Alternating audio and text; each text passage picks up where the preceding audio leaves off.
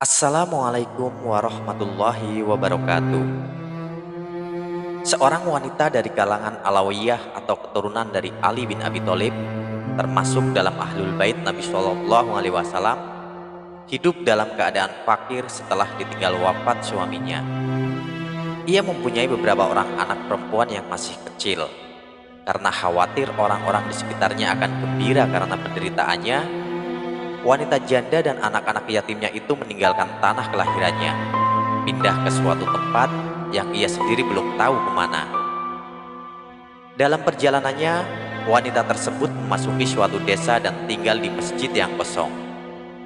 Karena anak-anaknya dalam keadaan lapar, wanita tersebut mencoba mencari atau meminta makanan dari warga sekitar masjid, yang tentunya tidak mengenal kalau dia seorang Alawiyah.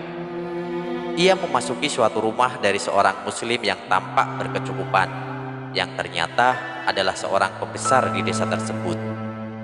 Ia berkata, "Saya ini seorang perempuan asing." Dan wanita tersebut menyebutkan keadaannya dan anak-anaknya yang dalam kelaparan.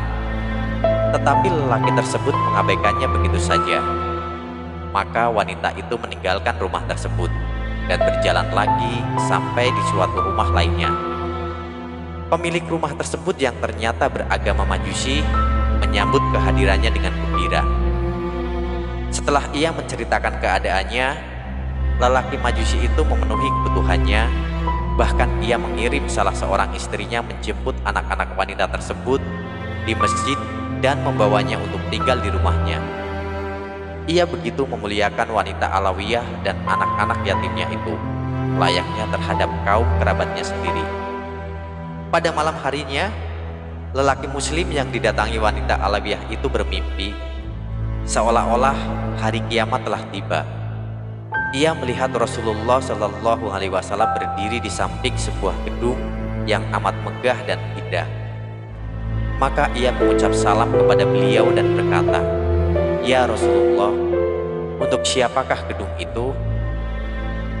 "Untuk orang-orang Islam," kata Nabi Shallallahu Alaihi Wasallam. Lelaki itu berkata penuh harap, "Saya adalah orang Islam, saya juga bertauhid." Tetapi tanpa diduga, Nabi Shallallahu Alaihi Wasallam bersabda dengan nada kurang ramah, "Tunjukkan buktinya di hadapanku." Lelaki tersebut nampak bingung mendengar sabda beliau dengan nada seperti itu, bahkan ketakutan.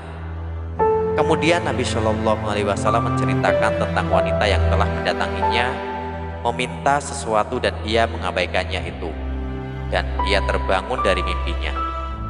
Tampak tergambar kesedihan dan penyesalan tak terkira di wajahnya karena sikapnya terhadap wanita Alawiyah tersebut. Keesokan harinya ia berjalan berkeliling untuk mencari wanita tersebut, dan akhirnya ditunjukkan ke tempat orang Majusi. Setelah bertemu, ia meminta dengan sangat agar lelaki Majusi itu menyerahkan wanita dan anak-anak yatimnya tersebut kepadanya. Lelaki Majusi itu menolak dengan keras permintaannya dan berkata, "Kami benar-benar merasakan berkah dari kehadiran wanita tersebut dan anak-anaknya."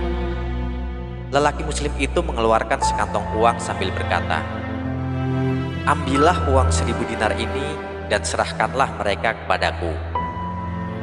Lelaki Majusi tetap bertahan menolak permintaan tersebut walaupun disuap dengan 1000 dinar. Lelaki muslim yang juga pembesar desa itu tampaknya ingin memaksakan kehendaknya dengan memanfaatkan kekuasaannya. Segala cara dari yang halus hingga yang kasar dilakukannya untuk bisa membawa wanita Alawiyah itu beserta anak-anaknya. Karena lelaki muslim itu begitu memaksa, maka lelaki Majusi itu berkata, "Apa yang engkau inginkan itu, akulah yang lebih berhak dengannya. Mungkin engkau bermimpi sebagaimana aku memimpikannya, dan gedung yang engkau lihat dalam mimpi itu diciptakan untukku. Apakah engkau ingin membanggakan keislamanmu padaku?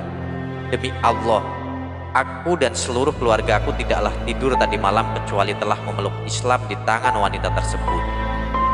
Kemudian lelaki Majusi yang sebenarnya telah memeluk Islam itu menceritakan bahwa dalam mimpinya tersebut ia bertemu Rasulullah Shallallahu Alaihi Wasallam berdiri di sisi gedung yang megah dan indah, sebagaimana dimimpikan si lelaki muslim. Dan beliau bersabda, apakah wanita Alawiyah dan anak-anak perempuannya itu ada di sisimu? Benar ya Rasulullah, katanya. Gedung ini milikmu dan seluruh anggota keluargamu, kata Nabi Shallallahu Alaihi Wasallam. Dan setelah itu lelaki Majusi tersebut terbangun. Riwayat lain menyebutkan lelaki tersebut tetap dalam agama Majusi ketika tidur dan bermimpi itu. Setelah tersentak bangun dari impiannya, ia segera menemui wanita Alawiyah tersebut dan berikrar memeluk Islam beserta seluruh anggota keluarganya. Lelaki muslim itu akhirnya pulang dengan kesedihan dan penyesalan yang tidak terkira. Kalau saja ia bisa membalikan atau memundurkan waktu, tentu ia akan mengambil sikap yang berbeda. Tetapi, seperti kata pepatah, pikir dulu pendapatan, sesal kemudian tidak berguna. Tidak ada jalan untuk mengambil keutamaan yang telah hilang, kecuali dengan taubat dan terus bertaubat.